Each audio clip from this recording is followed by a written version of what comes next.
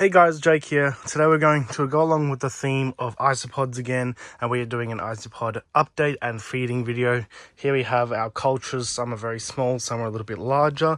Anyway, we're going to be feeding them some beautiful zucchini. They love this. Yes, it is somewhat old and gross. That's actually what they like. Anyway, we're going to one by one show you each container, each different species. Some are just different color morphs of the same species. Anyway, we're going to feed them and go from there. So this is our collection, and let's get straight to it. Okay, so we'll get some out of the way like this one here. So these are your dwarf white isopods. Now these are a very small species. These are great for bioactive setups. They like to burrow a lot, so we'll have to sort of dig around. There we go, there's one there. Let's zoom in. There's a couple. So that's them. There's a few in here. So this enclosure has all the things down pat. I'm going to give it a little bit of a spray, just because their moss area is currently a little bit dry. And then we'll give it a little bit of mist all over as well. That's perfect. These guys still have a little bit of cuttlefish or cuttle bone, so we don't need to do that. And we'll give them one of the pieces of zucchini. Now there's about 100 of them in here. They just bury, so we'll add that there, and then that will do them. So here we have another dwarf species. This one I don't know the scientific name for, but these are known as the striped dwarf isopods. There's actually one right here, and now these guys are super quick. Oh no, this one's stuck in a bit of a web. That bit of leaf lid obviously had a bit of web on it. I'll pick this up, they're usually on here. Oh, I lied. Apparently not today anyway. Let's dig through until we find some. Here we have another little one there. So as you can see, nothing too crazy special. They get some nice, that stripe to them, hence the name. As I said, they're a real fast species, so they're good, and they have a tiny bit left, and they've still got a bit of carrot too, so I don't need to do anything to them. I'm just going to give their sphagnum a bit of a spray because it was a little bit dry, and that is the dwarf or striped dwarf isopods. So this one is Porcellio dilatatus. This is supposed to be the giant canyon isopod. Now, I got this from a supplier, and I'm not sure if they're just young juveniles or whatnot. But I don't know about you, but they don't look like giant canyon isopods to me. They're a bit small, so I'm not 100% sure what's going on there. Their swag is still dry. They've got a little bit of carrot, so we're going to give them a bit of zucchini because I've found that seems to be the favorite for the isopods here. But yeah, that is supposedly the giant canyon isopod, so interesting. Now this is another Porcellio. This is laevis, and this is what I'm calling the whites. So their spag could do with a little bit of a spray. That's their hydration station. Now these guys always hide underneath their egg crate here. So here they are. So what I reckon is there's actually some that are showing black splotches. So I'm wondering if maybe we might get in something similar to along the lines of like your dairy cows or whatever they call them. Anyway, they've got a bit of carrot still, but let's give them a piece of zucchini. They've got, oh, look at that. I didn't even know I had little babies. There we go. Potentially our first generation of white laevis to be reproduced here. How cool. Here we have another type of laevis. This is what I'm calling the caramels. So as you can see, rather than the grey, they're a little bit caramel, I suppose is the best way to say it. And there's a couple mankai or babies in there as well, which is pretty cool. Good to see that they're starting to go. There's a few. Here's one eating some of the cuttle bone. And their hydration station definitely needs a little bit more hydration. But yeah, so they're the caramel. Considering that normal laevis are a bit more of a grey colour, this is another line that we've separated. And yeah, we're going to work on that. There you go. I wouldn't be surprised if they sort of go straight for it once they sort of get the scent for it. keeping with the theme of laevis, this is my regulars. Now, there are still a little bit of a mix. There's some light ones like the one you can see there, but for the most part, they're your sort of standard greys. So they have this bin here. These are one of the first that are upgraded into the larger tubs. This one, the substrate seemed to have some seeds growing in there from one of the suppliers that I've mixed with my base.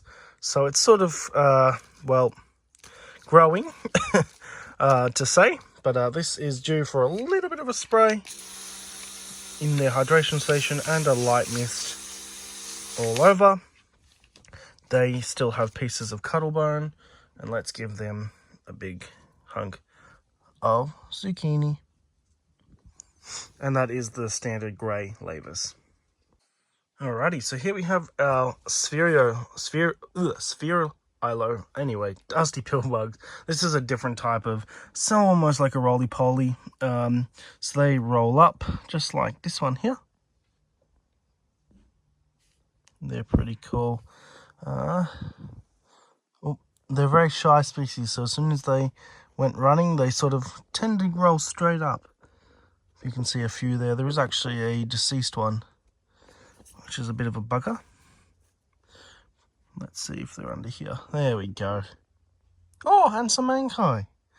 Beautiful. It's really good to see that a few of these species are starting to settle in, because look, a few of them are new. Look at that. Fantastic. That's great. So yeah, basically these just have a bit more of a dusty appearance to them. Now their hydration station does require a little bit of a mist. They've still got plenty of cuttlebone. I will give them a piece of zucchini, but we're also going to give them some leaf litter as they've munched through it a little bit. So I'm going to quickly top that up, then we'll add the zucchini. Leaf litter's topped up, and our piece of zucchini. Now these all will be moving into tubs like this as time goes along. So it's just letting them sort of, because they're still small populations, so some like the dwarfs are still going to stay in these, but some populations like these, whilst I've only got sort of that original 25 odd specimens that I've received when purchasing the colony, they stay in these small ones to ensure they're getting lots of good contact for that sort of first time of breeding. So as those little mankai in there, the babies start to grow, and we get a little bit more population going, then they will be upgraded to the 5-litre containers. Now these guys are a cool one, and these guys are super fast. Now I've labelled as powder blue. There is a little bit of a mix. They are primarily blues, but there is actually a couple orange in here as well. Yeah. Now these are a cool guy. Now these are super fast.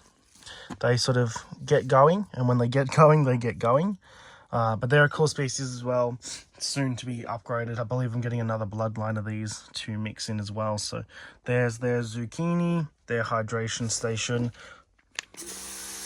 Little spray, it was not too bad. And yeah, these guys will soon be getting an upgrade, as we've got a few more of them coming. But that is your powder blues, and yeah, they're really, really cool. As you can see, they've got sort of like that dusted coating to them, although not all of them do, which is interesting. But yeah, that's pretty cool. Now here we get into our first scabers. Now look, I call these marbled. They're called calicos. These are all wild specimens that I've collected myself. So you can see there's a few real nice ones, like that fella there, well those two, that are really nice and marbled. So I don't know whether this is a sex-linked trait, because there is ones overseas that are like that. Now I must add, again, these are Australian isopods.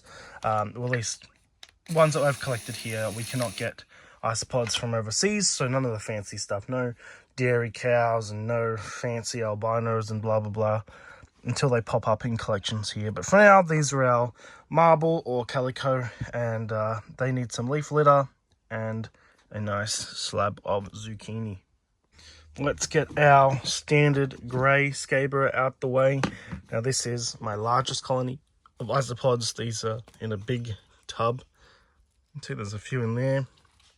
But this part here is usually the hangout spot, as you can see. We'll put them down, because when they start to run like that, that means they're a bit scared and looking for a dark spot to hide. But there is heaps in here, plenty. plenty of mushed up, decaying wood for them to consume, and they like to hide under these bits of bark. So great area. Hydration station is due for a spray, and we'll also spray half the enclosure as well. Give it a real good spray. And these are our big guys, so we'll give them big chunk and another chunk in that corner. All right, there we go. Scaber all done. Let's move on to our last of our large containers. So these are armadillidium vulgar, or vulgar, whatever you want to call them. And these are what I'm calling gold spot. So as you can see with this one right here, it is in molt, but half of it is out, and it has the really nice, beautiful gold colors. So I have to sort through this a little bit better, to be completely honest. Some have nice gold spots, some are a little bit questionable. And yeah, I sort of need to give it a good look through and remove the ones that are sort of lacking in color, because there's definitely a few of them that are lacking. Anyway, I'm yet to get any mankai from these guys, but there's a good population in there. They're doing well. So let's give them 2 slices at 2 different ends. And that is the first lot of armadillidium vulgars. So this bin here is just your normal greys. As you can see there, big difference between the ones in the last bin and these ones here. There's a few that have the gold spot in here, but for the most part, this is your sort of stock standard armadillidium vulgars, vulgari, whatever you want to call it, whatever it is. You know what I'm talking about. Stock standards there. Sniffles, let's give them a few slices as well. Let's see. You guys gonna go straight for it? No, I think they were doing some other deeds. Anyhow, that is them. I don't recall whether there is mankai in here or not yet, but we'll get there anyway. Now these ones are another part of the spherilo, whatever you want to call it. I'm just gonna sound like an idiot. Giant pill bugs, and let's have a look for them. They usually bang. So compared to your normal armadillidium, they are about probably 3 times, double to 3 times the size of them. So they're pretty cool. Anyhow, so my phone keeps getting full of storage, so I have to keep deleting crap. Anyway, the giant pill bugs are doing well. They're going to get a nice piece of zucchini for them to eat. There you go. Let's move on to the next one.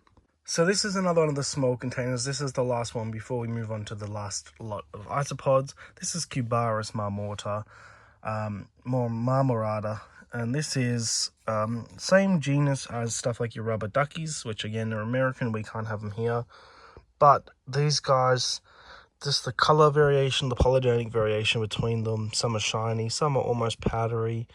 They have really cool pattern, and yeah, these guys are a bit of a favorite of mine.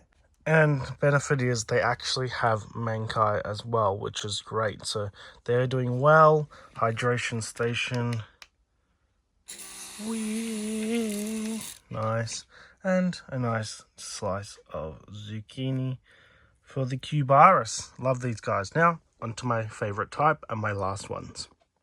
So these are just another scaber, but these are the orange. So I absolutely think these guys are cool, really cool. They're probably my favorite. Well, they are my favorite.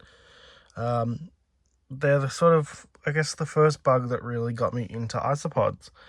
So I had a colony of wild ones, and one orange popped up, and I actually isolated it and paired it and basically started producing my own orange ones. So they've got a good population now. They're actually thriving really well.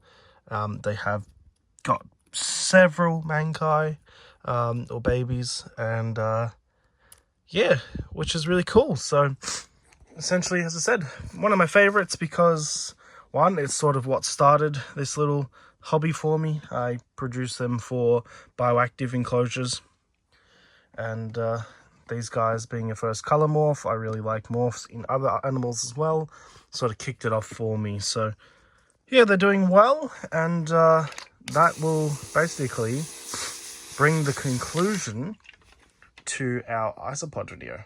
Alrighty guys, there we have it. That is my isopod collection. Now it's not as big as some of the people in the States and other part of the world, but I've done with what I can do, and we're just going to work on producing mutations with them, line breeding certain traits, and hopefully still expanding the collection as we go. But thank you guys so much for watching, and I will catch you guys in the next video.